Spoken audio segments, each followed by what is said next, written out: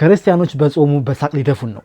አሊፍ ላም ሚም ዛሊከል ኪታቡ ወርደ ወዛሊከል ኪታቡ አጋርገው ይሄ አፕሊኬሽን ካላችሁ እድለኛ ናችሁ። በረመዳን ስልክን ከተጠቀምክ አይቀር ይሄ አፕሊኬሽን ሊኖርህ ግድ ነው። ረመዳን እኔም እናንተም የመጨረሻ ረመዳናችን ነው ብለን እናስብ።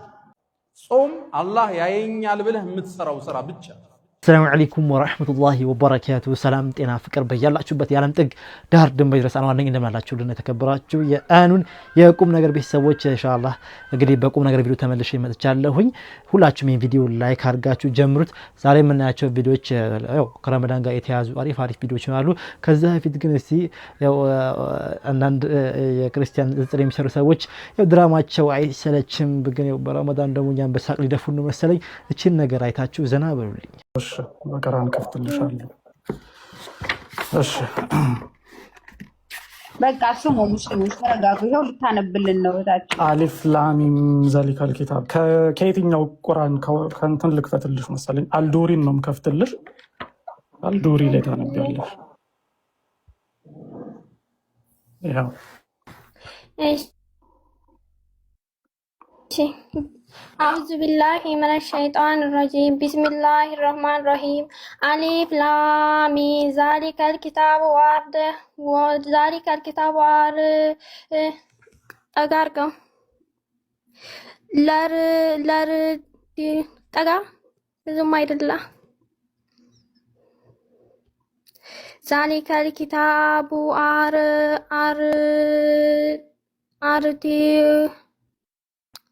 ከላይ ግን ነጥቡ ምናምን እየጠፋብኝ ነው። ብዙም አይታይም ማለት ነው። እስኪ በኮምፒውተር ልክፈትልሽ። እሺ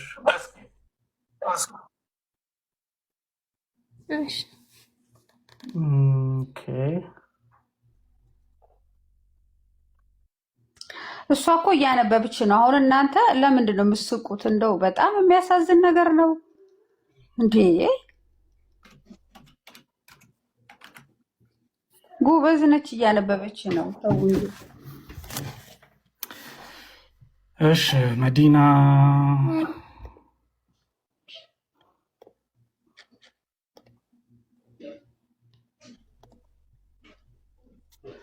ኦኬ፣ እንደዚህ ላድርግና አይዋ ትንሽ ሳባር أعوذ بالله من الشيطان الرجيم بسم الله الرحمن الرحيم ألف لام ميم ذلك الكتاب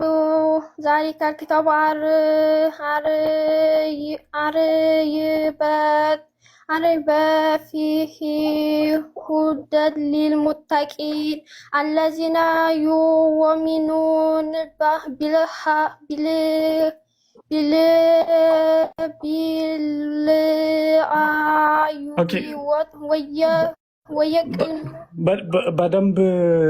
በደንብ ማንበብ አትችይም ነው? እንደዛ ነው። እነሱ እኮ አንዳቸው ገብተው አያነቡም። እያነበበች ነው ልጅቷ እኮ። አሁን እዚህ ጋር ራሷ እንግዲህ ራሷ መናገር ትችላለች። በደንብ መቅራት ትችያለሽ ወይስ አትችይም እህቴ? እኔ በነገራችን ላይ እሱን አሊፍ ላም ሚም ብሎ እዚህ ጋር ብዙም አይደለሁም ግን ወደ አራይተ ለዚህ ምናምን እሱን ጨርሼ አንድ ጁዝ ነው ያደረኩም ማለት ነው። እንደዚህ ብዙም አልሄድኩም ግን ባህር ጋም ራሴ በእንተኔ ይላል ማለት ነው ሞክራለሁ።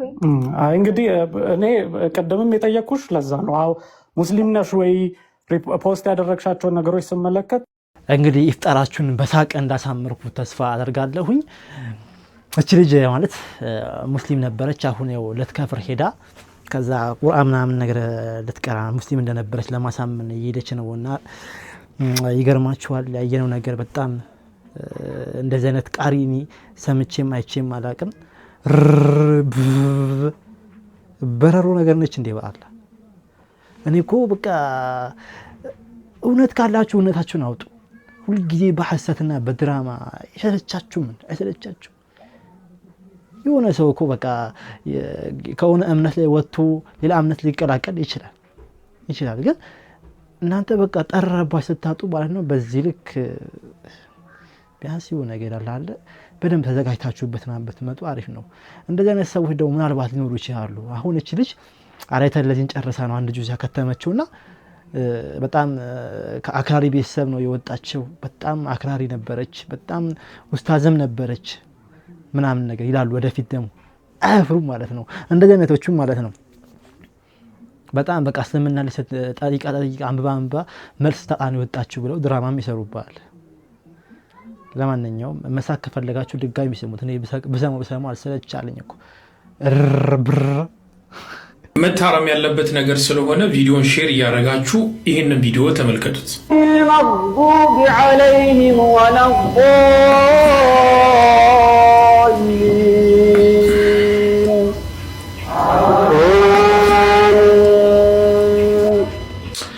እሱ ፈልጎ እስኪያገኝ ድረስ ደግሞ አንድ ነገር ልንገራችሁ። በኩየራ ሆስፒታል የሚገኙ ታማሚዎችንም አስታማሚዎችንም በአጠቃላይ እስከ 600-700 የሚሆኑ ሰዎችን ለማስፈጠር ስራ ጀምረናል። አንድ ሰው ለማስፈጠር 300 ብር ብቻ ነው የሚያስፈልጋችሁ። ከፋራ ያለባችሁ በእናታችሁ አባታችሁ ስም ሰደቃ መውጣት የምትፈልጉ ካላችሁ መንየት ትችላላችሁ። መደወል ከፈለጋችሁ ፕሮፋይል የስር ያለውን ስልክ ተጠቀሙ። ቪዲዮን ሼር አድርጉት። ወደ ኢማማችን እንመለስ። በመጀመሪያ ደረጃ ይህ ጉዳይ ሰዎችን ከማዋረድ ምናምን ጋር ትችት ጋር አታያይዙት። በቃ መስተካከል ያለበት ነገር ስለሆነ እንዲስተካከል ነው። በመጀመሪያ ደረጃ አልሐምዱሊላህ ረብል ዓለሚን ሀገራችን በሐፊዞች ተሞልታለች። በዚህ ሰዓት ባይሆን እንኳን የምታሰግድበትን ትናንሽ አያዎችን መሸምደድ እንዴት ይከብዳል? እሺ ከበደህ እንበል፣ በስልክ ለምን ትጠቀማለህ? እሺ እንደውም በቃ በስልክም ተጠቀምክ እንበል። የምታሰግድበትን ቦታ ስልክ ላይ ቀርመ እንዴት አታዘጋጅም? ሀይቃ ልክ አይደለም። ቀልድ እንዳይመስላችሁ፣ ልክ አይደለም። መስተካከል አለበት። መርሐባ ሊስተካከል ይገባል፣ ግድ ነው። ነገር ግን የበልጁ ብዙም አልፈርድበትም። ክፍለ ሀገር ላይ ወጥቶ ያየው ነው የሚያውቀው ማለት ነው። ያው ብዙ ወጥቼ ባላይ አንዳንድ ቦታዎች ባየሁት አንጻር ማለት ነው እዛ አካባቢ ላይ ኡስታዝ ምናምን የሚሏቸው ሰዎች ብታዩ ትገረማላችሁ። ይህ የሚያሳየው ምንድነው? ወደ ገጠሩ አካባቢ ወደ ክፍለ ሀገሩ ላይ ማለት ነው ዲን ኢስላሙ ላይ በደንብ አልተሰራበትም። ዳዕዋው ወደዛ ከከተማ ወጥቶ ማለት ነው ወደ ገጠሩ ክፍል ላይ በደንብ ሊሰራ ይገባል።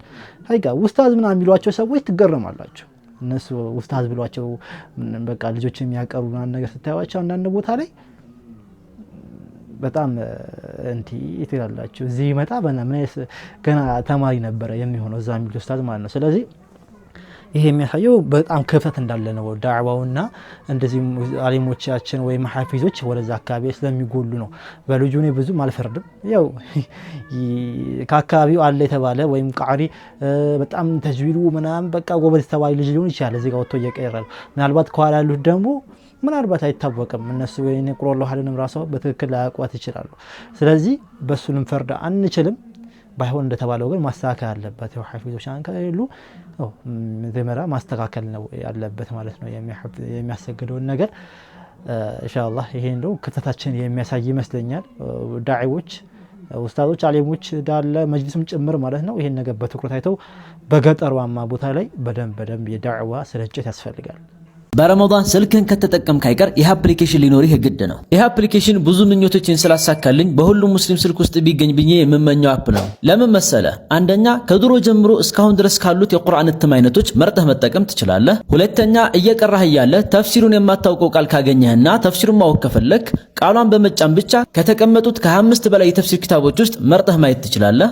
ሶስተኛ የአንቀጹን አቀራር ከቃሪ ማዳመጥ ከፈለክ አሁንም አንቀጹን በመጫን ብቻ ከተቀመጡት ከ50 በላይ ቃሪዎች ውስጥ መርጠህ ማዳመጥ ትችላለህ። የሚገርመው ነገር አንቀጹን ሙሉን ማዳመጥ አይጠበቅብህም። የፈለካትን አንዷን ቃል ብቻ መርጠህ ማዳመጥም ትችላለህ። ይሄ በጣም የተመቸኝ ነገር ነው። ከዚህ በላይ የሚገርመውን ልንገርህ። ለምሳሌ ወለቀድ ነሰረኩሙላሁ ቢበድሪን ወአንቱም አዚላ የሚለው ቁርአን አንቀጽ ላይ በድር የሚባለው አካባቢ የት እንደሆነ ለማወቅ ከፈለክ ቃሏን በመጫን ብቻ ይችን የአድራሻ ምልክቷን ስትነካት ወደ ጉግል ማፕ ይወስድሃል። ትክክለኛ ቦታውን በካርታ ላይ ማየት ትችላለህ። በተመሳሳይ የነ ሁነይን የነ ጡሩ ሲኒን እና የመሳሰሉ ቦታዎችን ልክ እንደዚሁ ማየት ትችላለህ።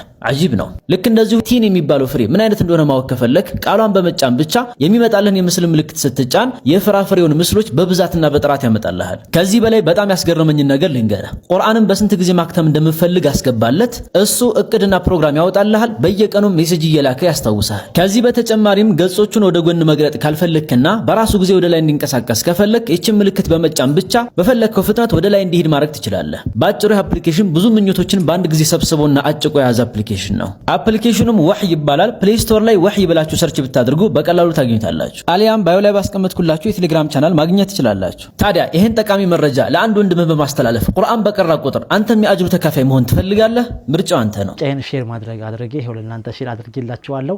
ምናልባት የአፕሊኬሽን ምናልባት ሰው በደንብ ይጠቅማችኋል።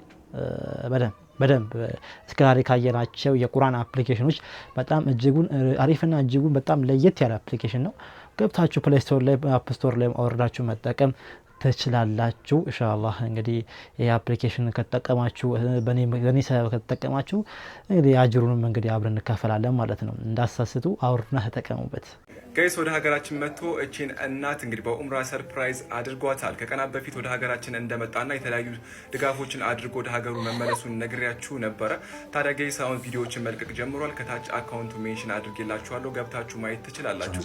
እዚህ ጋር የምትመለከቷት እናት እንግዲህ ወርቅ ስጦታ ሰጥቷት ከዚህ በተጨማሪም ደግሞ በኡምራ ሰርፕራይዝ አድርጓት የደስታ እንባን አስነብቷታል። ጋይስ ይሄ ልማዱ ነው፣ ብዙዎችን የደስታ እንባን ማስነባትና ለስኬታቸውና ደስታቸው መነሻ ሲሆን የምናውቀው ነገር ነው። ታዲያ ወደ ሀገራችን መጥቶም ደግሞ የተለያዩ ድጋፎችን አድርጎ ባቡል ኸይርን ጨምሮ ብዙዎቹ ቦታዎች እንደጎበኘም ጭምር ነው እየተነገረው። ታዲያ ቪዲዮዎችን መልቀቅ ጀምሯል። ነጃሽ ቲቪም እንግዲህ በአማርኛ ተርጉሞ ዛሬ ምሽት እንደሚለቅም ጭምር ተመልክቻለሁ። ምናልባት እንግሊዝኛ ሰብታይትል ያነብባችሁ ከሚፈልጉ ሰዎች በአካውንቱ አለላችሁ፣ ወይም ደግሞ አረበኛ ብታዳምጡ ሰዎች ገብታችሁ አካውንቱ ሜንሽን አድርጌላችኋለሁ መከታተል ትችላላችሁ።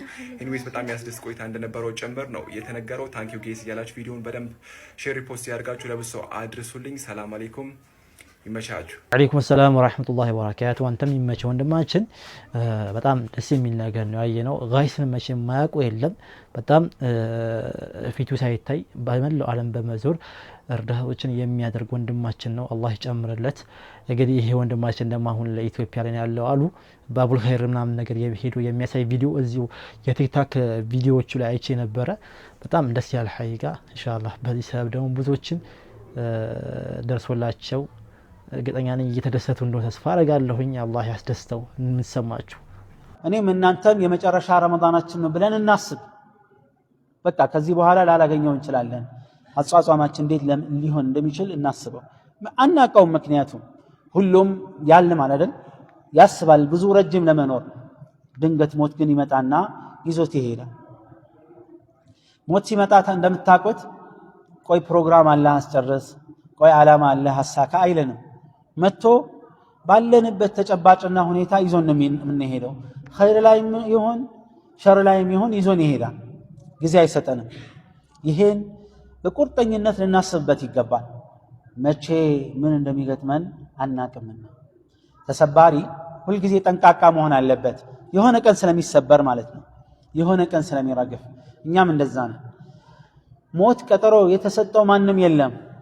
ሳናቀው ይመጣል፣ ይዞን ይሄዳል።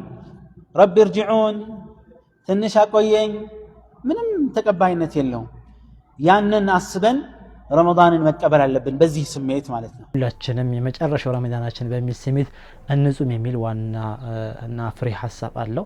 ስለዚህ በዛ መንገድ ከጾምን በዛ ነገር ካሰብን ወንጀሎችን የመዳፈር አሊያም ደግሞ አላስፈላጊ ቦታዎችን ከማድረግ ይልቅ ለኸይር ነገር የመበረታታት በኸይር ነገር ይህንን ጾም የማሳለፍ ስሜት ውስጥ እንገባለን። ስለዚህ ሁላችንም እንደ መጨረሻው ረመዳናችን አድርገን እንጾመው ይህን የረመዳንን ጾም።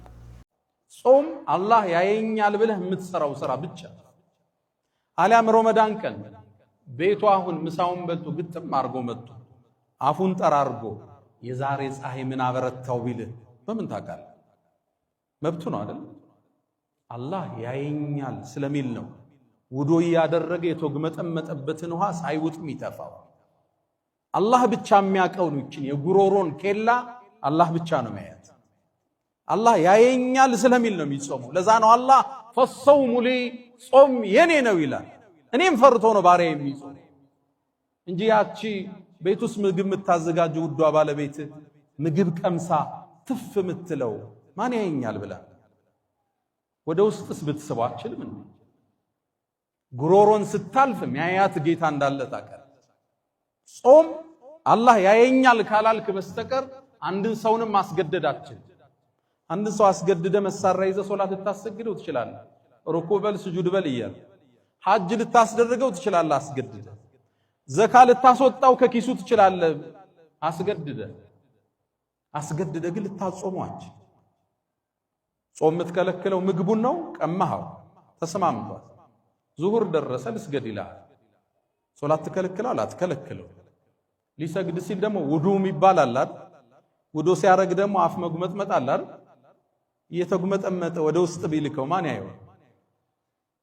ያየው አላሁ ጀለ ፊሁ አስገድደህ ማታሰራው ዒባዳ ካለ ጾም ብቻ ይሄን ስለሚያውቅ አላህ ፈሰውሙ ሊ ጾም የኔ ነው አለ ሶላትም የሱ እኮ ዘካም ለአላህ ነው ለጾም ግን የተለየ ቦታ ሰጠው አላህ ያየኛል ብለህ የምትሰራው ስራ ይሄን ሳናቀው ውስጣችን ላይ አላህ ያየናል የሚለውን ስሜት አላህ ዚሮ መዳል ላይ ይክበዋል ይሰራዋል ይገነባዋል አንድ ሰው ለውጥ እንዲያመጣ በስነ ለውጥ ሳይንስ ውስጥ አንድ ነገር 21 ጊዜ ማድረግ ነው አላህ ግን 9 ቀን ጨምሮበት 30 ቀን 29 ቀን ይሄን ተርቢያ ይሰጣል ጠንቃቃ እንድትሆን ከዛ በኋላ ሱቅ ላይ ስትቀመጥ ገዢው ባያይ አላህ እንደሚያይ አቀን ምትሸጥ ፎርጅድ ዕቃ ስትገለብጥ ሰውየው አላየህም ቤቱን ዘግተህ ግን ስትሰራ አላህ አይተዋል ይሄን ስሜት ነው ረመዳን የሚያሰርጥ